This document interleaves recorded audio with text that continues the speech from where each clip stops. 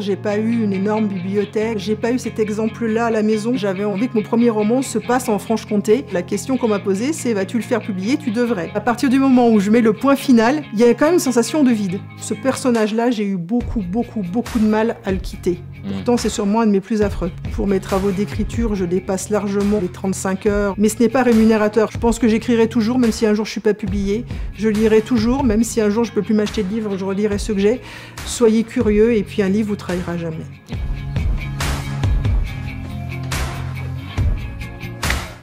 Estelle Tarot, bonjour. Bonjour.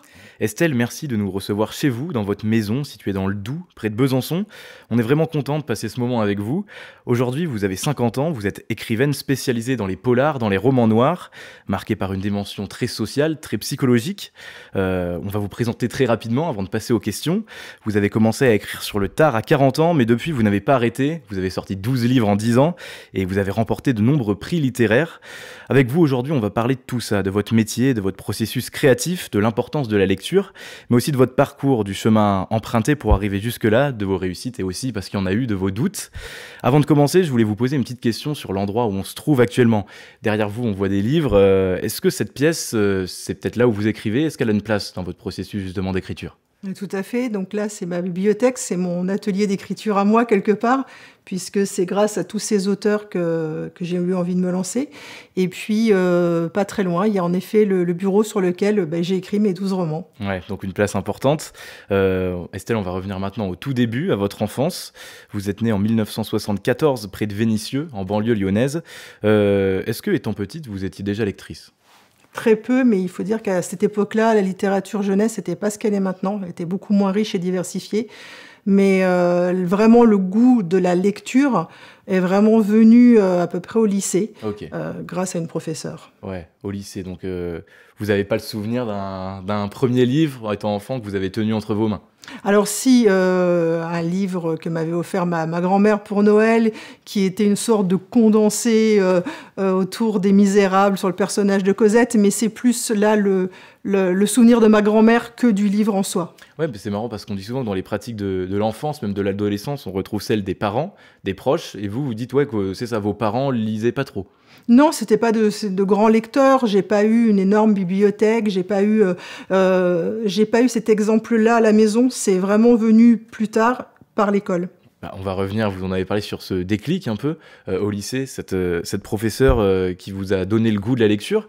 Expliquez-nous pourquoi, qu'est-ce qui vous a plu et comment vous êtes accroché à cette pratique de lire? Disons, je pense que cette professeure, elle s'appelait Madame Rigaud, je m'en souviens encore, a réussi à nous faire comprendre la littérature, parce qu'il y a une part de compréhension aussi sur la technique, les techniques d'écriture, les mises en perspective aussi des écrits de fond, de forme. Et je pense comme des athlètes ont eu à un moment peut-être des coachs, des entraîneurs qui leur ont donné confiance en eux, qui leur ont donné leur chance, qui leur ont expliqué aussi la technique. C'était la même chose au niveau de la littérature et elle a vraiment ouvert un monde incroyable et c'est elle qui m'a donné envie. Et pourtant, c'était compliqué parce que elle enseignait une période qui était quand même la période 17-18e. C'est parce qu'elle est forcément plus évident. Et c'est elle qui a déclenché tout ça. Comme je pense, un professeur de sciences qui est passionné par son travail va donner envie à des jeunes d'aller dans cette discipline. D'où l'importance parfois de l'enseignement pour ouvrir des portes. Absolument, c'est fondamental. Je pense que la famille apporte certaines choses, c'est évident, mais le professeur, en tant que technicien, quelque part dans son domaine, technicien dans son domaine et aussi dans la pédagogie, a un rôle déterminant. J'en suis convaincue. C'est peut-être dur, mais si je vous demande de citer un livre dans votre adolescence qui vous a marqué, vous parliez d'ouvrir sur un monde dont vous vous souvenez comme ça, ce serait lequel? Des souris et des hommes de John Steinbeck. Ouais, et pourquoi justement? Parce que c'est un roman qui embarque qui, par les sentiments, par les émotions, arrive à embarquer le lecteur sur les idées. Et les livres qui m'ont vraiment marqué, qui m'ont donné envie d'écrire, sont des livres qui m'ont aidé à forger ma personnalité, mais aussi mes convictions. Et dans Des souris et des hommes, il y avait tous ces sentiments très durs, très contrastés, mais aussi toute une dénonciation sociale derrière, et qui est malheureusement encore d'actualité. Donc oui, c'est indéniablement celui-là, ce livre-là. Ouais, c'est ça qu'on recherche quand on est adolescente, quand on lit, c'est ce besoin de s'imprégner peut-être de certaines valeurs, de se construire, pas une morale, mais de rechercher ce genre de choses, c'est ça? Une identité? Une identité et des convictions, vraiment. Parce que la morale, le problème, c'est que sous ce mot, on peut mettre tellement de choses, on peut tellement le dévoyer. Je préfère parler de convictions, tout comme le cinéma l'a fait. Moi, je sais que Mississippi Burning a été aussi, à peu près à la même période, a été important en termes de convictions forte, et la littérature et tous les arts aident. Ce ne sont pas les seuls, bien sûr, les médias le sont aussi, mais les arts touchent vraiment, je pense, l'affect, mais vraiment. On va faire un petit bond dans le temps. Vous parlez de ce monde de la littérature qui est ouvert, et vous partez après faire des études littéraires à Lyon, puis à Paris, avant de bifurquer, comme vous le dites, et de partir dans totalement autre chose. À 23 ans, vous commencez à travailler, vous rentrez dans la vie active, et vous avez ensuite plusieurs emplois dans le secteur, aussi bien privé que public. Il faudra attendre 27 années avant que vous n'écriviez. Pourtant, dans ce laps de temps très long, vous dites que la lecture ne vous a jamais quitté, que c'était c'est un point d'équilibre dans votre vie, c'est ça? Absolument. C'est ce qui vraiment... S'il y avait un fil conducteur à déterminer, ce serait vraiment la littérature. Je me suis ouverte aussi sur d'autres genres, parce qu'il est vrai que quand on fait des études de lettres, surtout à l'époque, je ne parlerai pas de maintenant, je ne sais pas quels sont les programmes, mais à l'époque, c'est vrai qu'on enseignait beaucoup la littérature classique. Il y avait aussi, je pense, beaucoup moins d'ouverture justement sur les littératures de genre, comme le policier, comme les littératures de l'imaginaire, donc la SF, la fantasy, où il y a quand même des classiques et de très très belles choses, et de la littérature d'idées également dans ces littératures-là. On les enseignait peu. Et donc, au cours de ma vie, je me suis ouverte sur ces genres-là, et aussi sur la littérature étrangère. Et il m'a fallu tout ce temps, je pense, pour apprendre ce que j'aimais, ce que je n'aimais pas, et voilà. Qu'est-ce qui fait qu'à 40 ans, vous passez le cap et vous commencez à écrire votre premier roman? Alors, c'est l'arrivée en Franche-Comté qui a correspondu à une déconvenue, on va dire, professionnelle, qui fait que je me suis retrouvée dans cette magnifique région, avec beaucoup de temps. Et puis, je me suis dit, ce temps-là, qui est une denrée rare, je crois, maintenant, autant le mettre à profit pour, cette fois-ci, passer de l'autre côté et voir ce que ça fait d'écrire. Ouais. Voilà. Est-ce que dans votre tête, vous me l'avez dit, vous êtes imaginé être dans l'envers du décor? Est-ce qu'il y avait cette idée de dire, est-ce que je peux moi aussi le faire? Est-ce que j'en suis capable? Alors, oui, forcément. Mais au début, c'est moins un défi que le goût de voir comment ça fait d'écrire. Après, il y a le défi d'aboutir à un projet, ça c'est certain. Surtout qu'au début, on ne sait pas, hein, c'est le premier, il n'y a pas de mode d'emploi. Hein, donc, voilà. Et vous lancez dans l'écriture, c'est en 2014? 2015. 2015, ouais. Vous vous lancez dans l'écriture, et c'était tout nouveau pour vous, vous l'avez dit, un nouveau monde. Comment vous avez eu l'idée de départ? Comment vous avez commencé? En fait, comment on écrit un livre? Question toute simple, est-ce qu'il y a un processus créatif? Est-ce que vous l'avez trouvé? Vous avez demandé des conseils ailleurs? Comment ça s'est passé? Alors, c'est déjà un déclic d'inspiration. Alors, c'est vraiment la Franche-Comté est déterminante, puisque c'était en visitant justement le musée des maisons comtoises, voilà, qui est pas loin, en voyant ces fermes et ces fermes meublées. Et aussi l'accueil des Francs-Comtois. Quand on est arrivé en 2012, j'avais envie que mon premier roman se passe en Franche-Comté. Bon, après... Et on part de là, mais... Mais voilà. En fait, je pars toujours d'un thème. Okay. D'un thème. À partir duquel je fais beaucoup de recherches. Donc, je crée déjà ma bibliographie, à savoir ce que je vais lire sur ce thème. Je prends des notes. Et après, il y a des grands thèmes, on taille un petit peu quand même, on ne peut pas tout aborder dans un roman parce qu'il faut l'incarner. Et après, chaque thème, on va l'incarner par le fil du récit, mais aussi par les personnages. Donc il y a tout un processus de création du personnage. Ce personnage va être, dans le thème que je vais aborder, emblématique de cet aspect du problème. Et je vais construire, alors après, autant d'auteurs, autant de techniques différentes, mais moi, c'est toujours très construit. Et après, ils vont interagir autour d'une intrigue qui est elle-même pertinente. Et ça se construit comme ça. J'ai vraiment un moment sur le grand fil de l'histoire. Je vois à peu près d'où on va partir, où on va arriver. Je sais de quoi je vais parler. J'ai mes personnages principaux. Et après, je construis.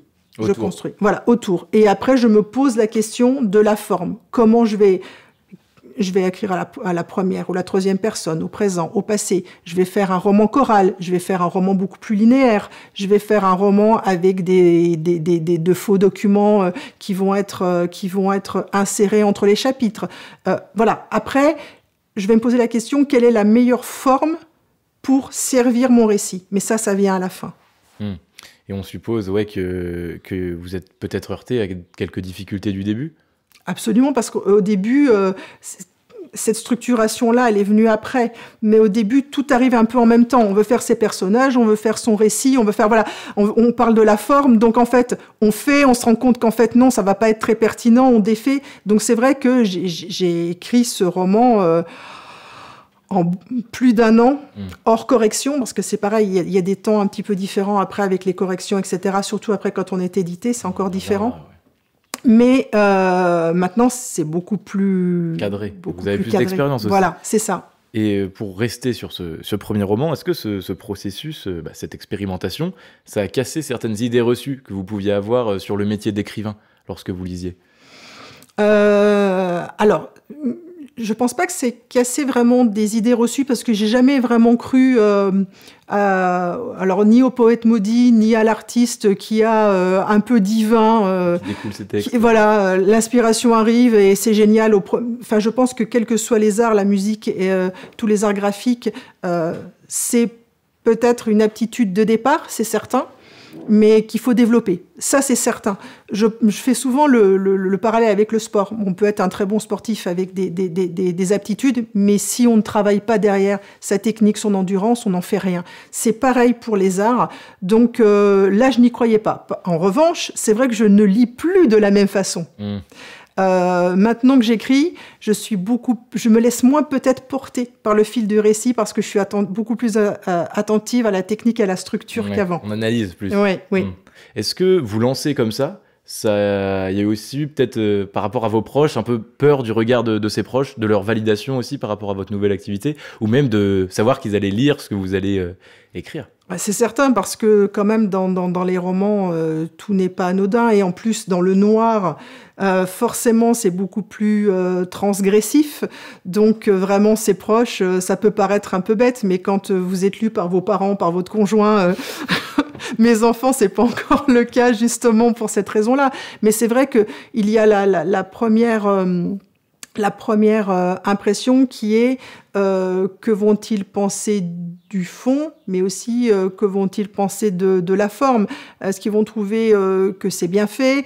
Est-ce que certains sujets vont être dérangeants? Certaines scènes, il y a des scènes qui peuvent être dures, même si je ne suis pas dans le voyeurisme dans mes livres, mais il y a quand même des scènes qui sont dures. Donc oui, s'exposer... la peur aussi d'être jugé. Aussi. Et la peur, la peur d'être...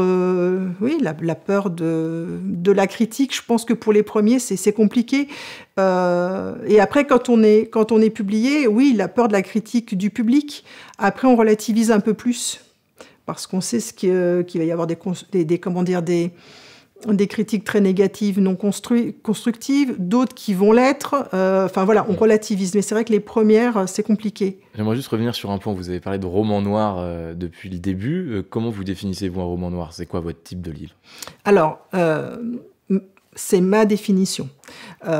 Pour moi, le polar pur, le policier pur, est quand même fondé majoritairement sur une enquête et son enquêteur. Policier, gendarme, détective.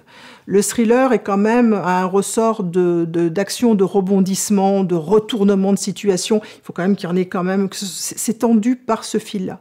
Le roman noir, on est vraiment plutôt sur un thème souvent social, avec de grosses interactions psychologiques. Donc, d'où l'intérêt de vraiment faire attention à son thème et à ses personnages. Le suspense, c'est pas forcément dans qui a fait quoi, qui va poursuivre. Voilà, c'est vraiment dans ces gens sont dans cette situation, vont-ils s'en sortir émotionnellement, socialement. C'est plus ça le roman noir, et c'est ce qui est dans mes romans. C'est pour ça que je pars toujours d'un thème et je construis surtout mes personnages. Donc c'est très important. Est-ce que vous pouvez nous donner un exemple peut-être d'un thème ? Alors, par exemple, dans le dernier Festin des Vaincus, c'est la disparition des femmes autochtones au Canada qui est un fait réel. J'ai pris aussi le motif de la tueuse en série, mais ce qui m'intéressait, c'était pas sa capture, c'était pas forcément, ce n'était pas les crimes qu'elle commettait, mais c'était la construction d'une logique meurtrière et pathologique.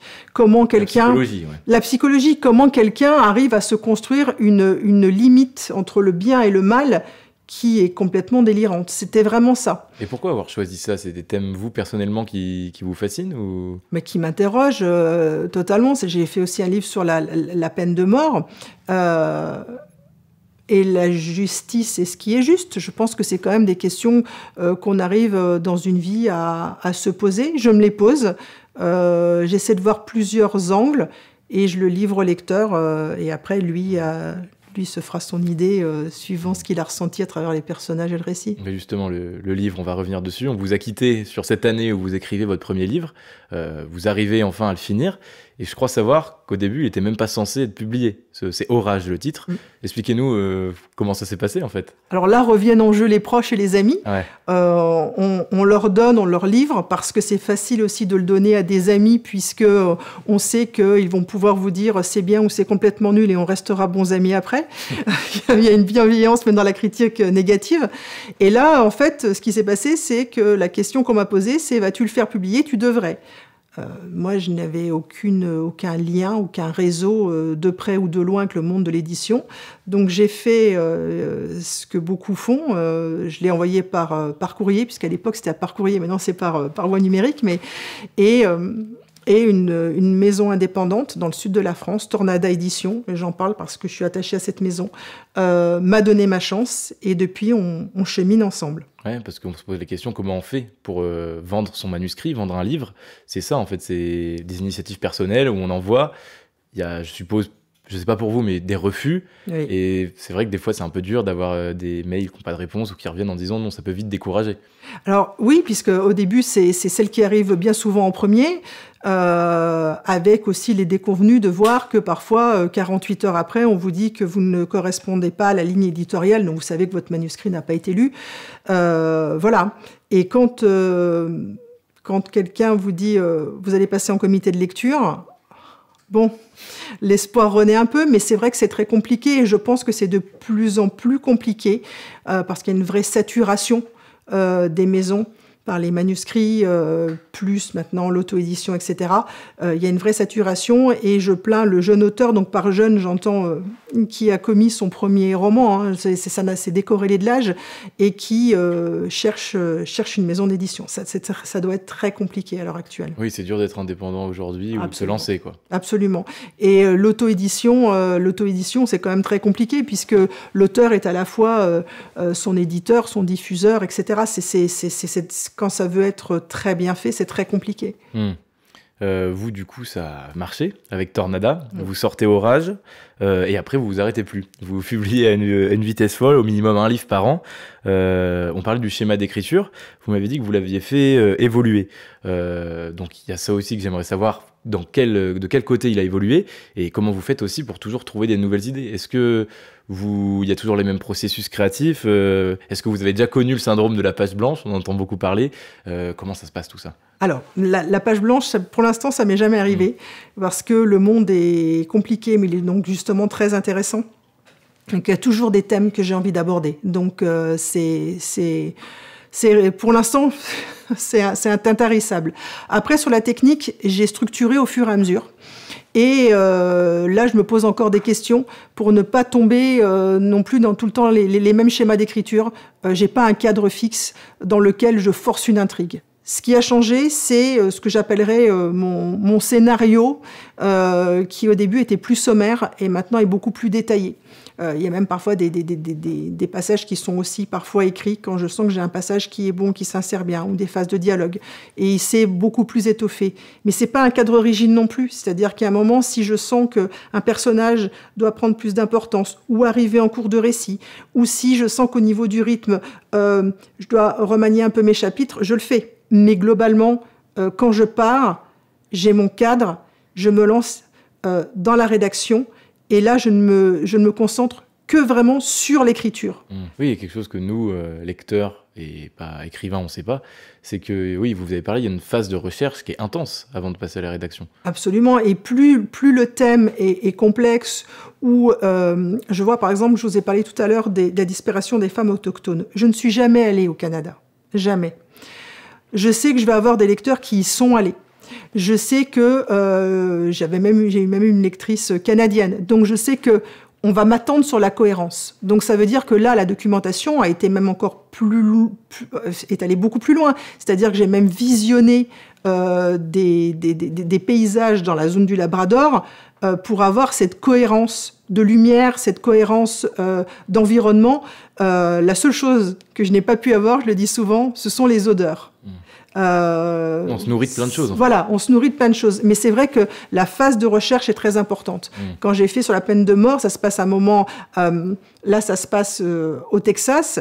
Je suis allée voir la procédure légale. C'est sur les sites aux États-Unis, il n'y a pas de problème pour trouver les textes. Pour vraiment... coller à la réalité. Coller à la réalité.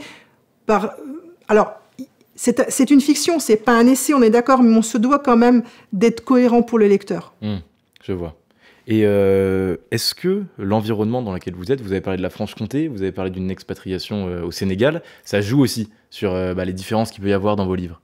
Tout à fait, puisque plus on varie les expériences avec un gros décalage avec sa vie, je dirais, quotidienne, plus on comprend que la Terre tourne pas tout à fait de la même façon partout, que ce qui est évident pour nous l'est pas forcément ailleurs, et ça nous force à adopter beaucoup d'autres points de vue.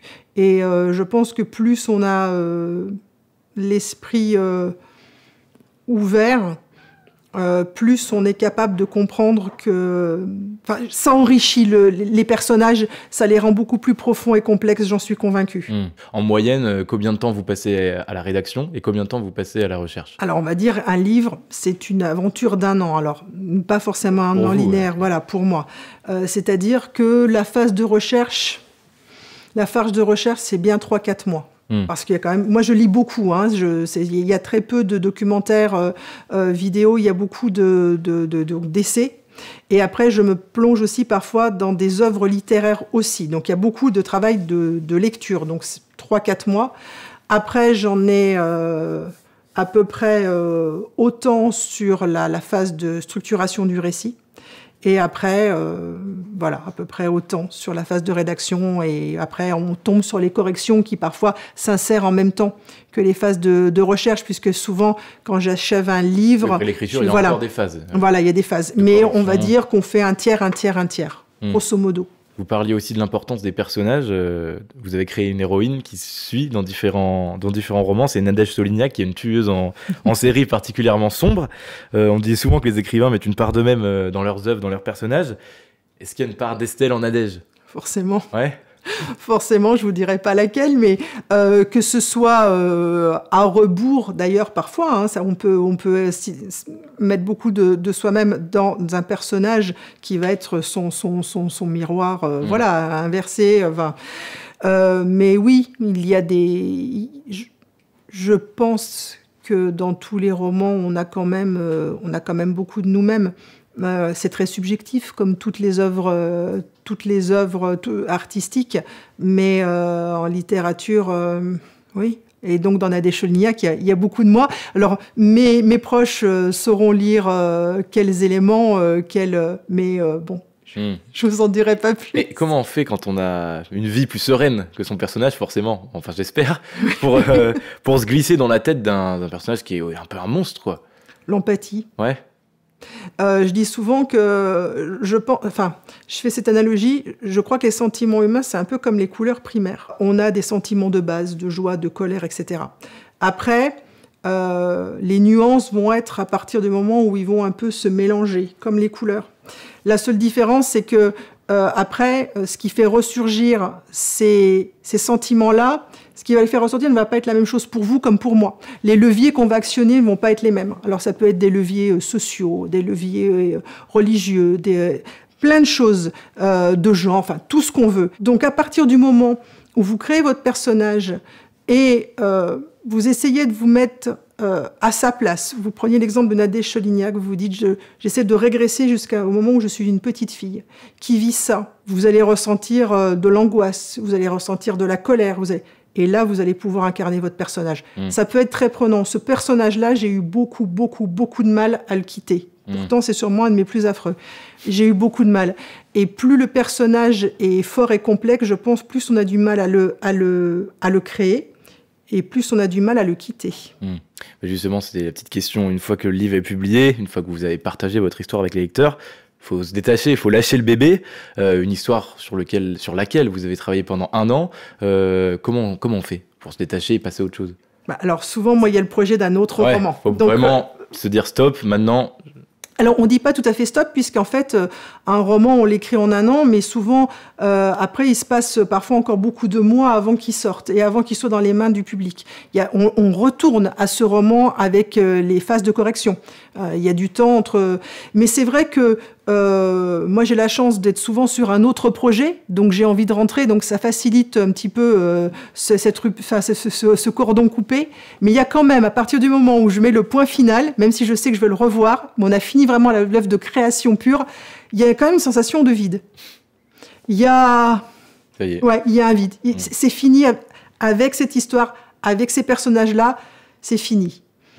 Il y a un petit peu... Bon, après, on repart. C'est pour ça que vous écrivez beaucoup. C'est pour voilà, c'est ça. Comme ça. Mais c'est marrant parce que vous parliez des romans noirs et aussi, vous, des sentiments humains. On se rend compte aussi que les romans noirs, les polars, sont aussi de la catégorie presque préférée des lecteurs. Pourquoi est-ce qu'on s'attache autant aux romans noirs? Est-ce que ça touche aussi à des sentiments parfois qu'on n'ose pas s'avouer en tant que lecteur? Pourquoi ça plaît autant au public? C'est difficile comme question. Je vous pose une question. C'est compliqué. C'est compliqué parce que, comme dans tous les genres, ça dépend ce qu'on recherche dans la lecture, sachant que ce n'est pas non plus totalement uniforme. Il y a des moments où on va lire certains ouvrages parce qu'ils sont distrayants, on a envie de se distraire. Il y en a certains, on a envie d'aller un peu plus loin sur ces sujets. Le polar, pourquoi il plaît? Alors ça, c'est une bonne question. Un syndrome cathartique, je sais pas. Je ne sais pas. Franchement, je ne sais pas. Surtout que la littérature noire, policière, appelez-la comme vous voulez, elle est vraiment très diverse. Vous allez vraiment du pur polar d'intrigue, divertissement, ou pour se faire peur, on aime aussi se faire peur, à des sujets beaucoup plus profonds, beaucoup plus sociétaux, beaucoup plus parfois même politiques pour certains ouvrages. Donc c'est un petit peu compliqué quand même de répondre à cette question.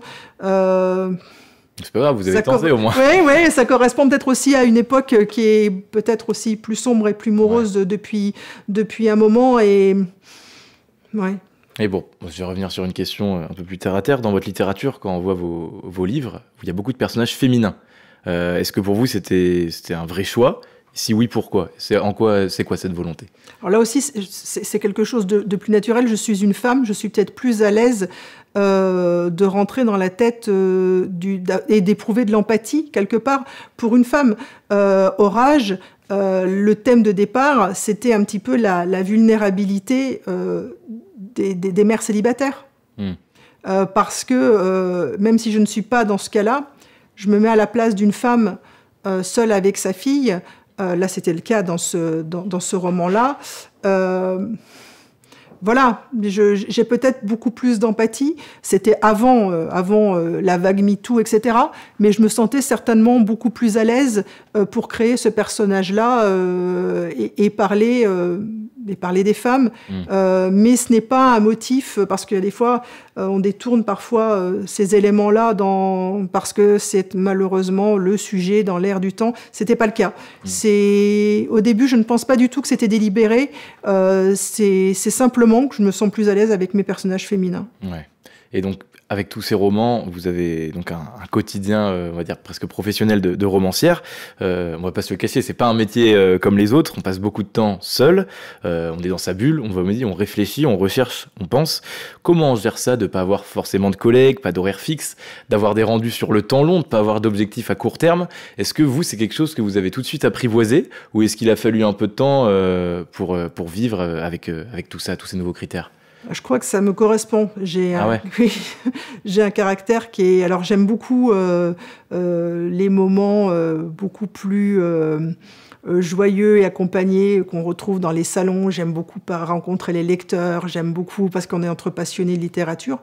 Mais c'est vrai que j'ai besoin de moments de solitude et je la recherche. Donc là, cette activité me correspond bien.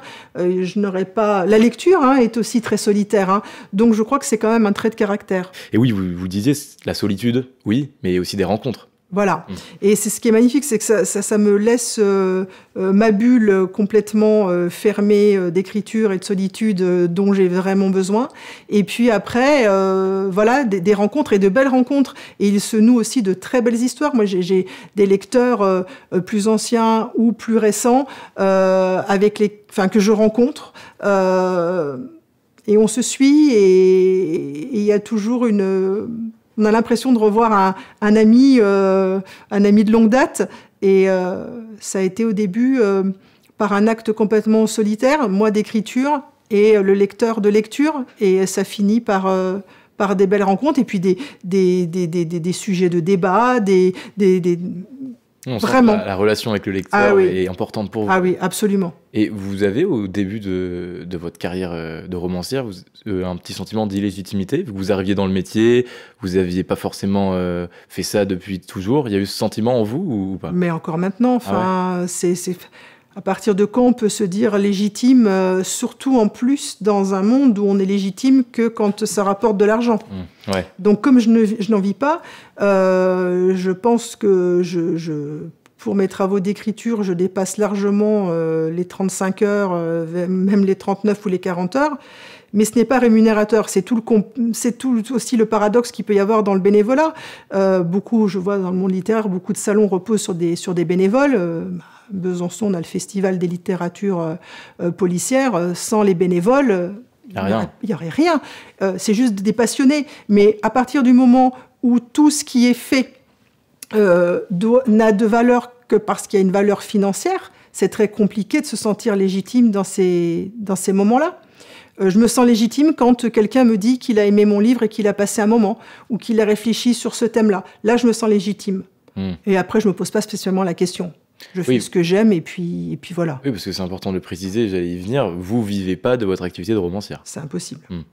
C'est impossible. Dans le monde littéraire, on a quelques grands noms qui sont les grands arbres qui masquent la forêt. La plupart des auteurs ont une activité à côté ou peuvent se permettre d'écrire, mais ce n'est absolument pas rémunérateur, absolument pas. Je pense que dans la musique, on doit avoir aussi quelque chose d'assez approchant, etc., etc. L'art, c'est vraiment très particulier aussi. Ouais, vous avez la chance, vous, d'avoir une cellule familiale qui vous permet de vous consacrer à votre passion, ce qui n'est pas le cas de tout le monde. Non. Mais on va dire que c'est aussi important de cultiver un peu cette passion, même si ce n'est pas rémunérateur. Alors voilà, j'ai parfois... C'est tout le paradoxe, oui. C'est tout le paradoxe. Parfois, pendant les salons, j'ai des personnes et des jeunes gens qui viennent me voir et qui veulent en faire leur métier.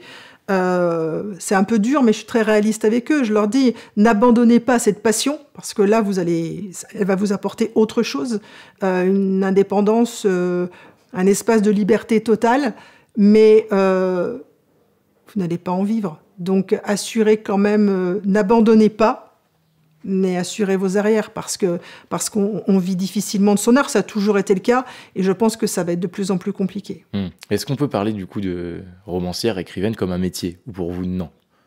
À partir du moment où on passe autant d'heures, on essaie d'être aussi technique, et on le prend autant au sérieux, je pense que oui, on peut considérer que c'est un métier non rémunérateur. Et avec tout ça, avec toute cette conjecture, cette situation, est-ce que tout au bout de ces 10 ans, même avec beaucoup de livres et une certaine légitimité, parce que vous avez quand même gagné des prix, est-ce qu'on a quand même des doutes? On se dit, est-ce que ce que je fais, ça sert vraiment à quelque chose? Vous doutez toujours ou pas? Non, jamais? Non. Vous êtes convaincu? Non, on m'enterrera avec des livres. Non, je pense que... je ne sais pas ce que nous réserve l'avenir, mais comme j'ai toujours dit, un livre, c'est notre meilleur ami. Non, il y aura toujours... Non, je ne me pose pas cette question-là. Je pense que j'écrirai toujours, même si un jour je suis pas publiée. Je lirai toujours, même si un jour je peux plus m'acheter de livres, je relirai ceux que j'ai. Non, enfin voilà, c'est tout comme l'aspect solitaire est vraiment constitutif de ma personnalité. Je pense que la littérature l'est aussi. Ouais, donc vous avez jamais voulu revenir en arrière sur ce choix de carrière. Non. Et il vous a fait du bien ce choix, même personnellement? Je suis à ma juste place. Ouais, c'est ça. Oui. J'ai l'impression vraiment... je pense qu'il y a un moment, si on m'avait dit ta vie idéale, ça serait quoi? Je pense que j'aurais dit oui, écrire ou avoir être dans le milieu du livre, mais du côté créatif. Mais j'aurais jamais pensé que ce soit possible parce que voilà, c'est pour ça que j'ai eu des emplois dans le privé, dans le public, qui n'avaient strictement rien à voir avec ce domaine-là. Et là, oui, on parle beaucoup d'épanouissement personnel maintenant à toutes les sauces, etc. Voilà. Et après, on peut se dire c'est aussi un luxe d'être dans votre position. Absolument. Vous pouvez faire ça, vous êtes consciente. J'en ai tout à fait conscience. J'en ai tout à fait conscience. Mais après, c'est aussi des sacrifices sur d'autres choses. C'est-à-dire c'est des sacrifices, c'est-à-dire que financièrement, si je travaillais, ça serait différent. Si je travaillais à plein temps, ça serait différent. C'est aussi au niveau de sa place sociale, parce qu'on en revient à ce que vous disiez. Ce métier n'est pas rémunérateur, donc c'est pas un métier. Tu fais ça pour t'amuser. Tu écris des livres pour rigoler.